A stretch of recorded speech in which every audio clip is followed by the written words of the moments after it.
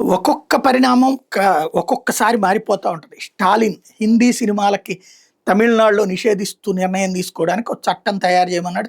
చట్టాన్ని అసెంబ్లీలో పెట్టడానికి సిద్ధపడ్డాడు. ఇది కాస్త నిన్ననే మనం కూడా మాట్లాడుకున్నాం.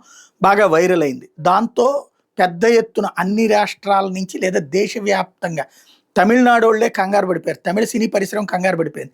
రజనీకాంత్‌కో లేకపోతే అక్కడ ఉన్నటువంటి విజయ్‌కో వీళ్ళకి లాభాలేమన్నా వస్తున్నాయి అంటే వాళ్ళ సినిమాలు అన్ని భాషల్లో రిలీజ్ అవుతుంటాయి.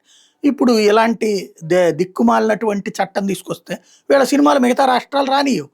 ఆటోమేటిక్‌గా ఏది ఇప్పుడు తమిళ్‌లో బిగిన్ చేసి మిగతా రాష్ట్రాల్లోకి రానియ్యరు. నార్త్ ఇండియాలోకి అసలు రానియ్యరు. నార్త్ ఇండియాలోకి రాకపోతే వీళ్ళకి బడ్జెట్ లేదు, డబ్బులు రావు. ఇప్పుడు అది నేషనల్ సూపర్ స్టార్ బిరుదులు ఉండవు.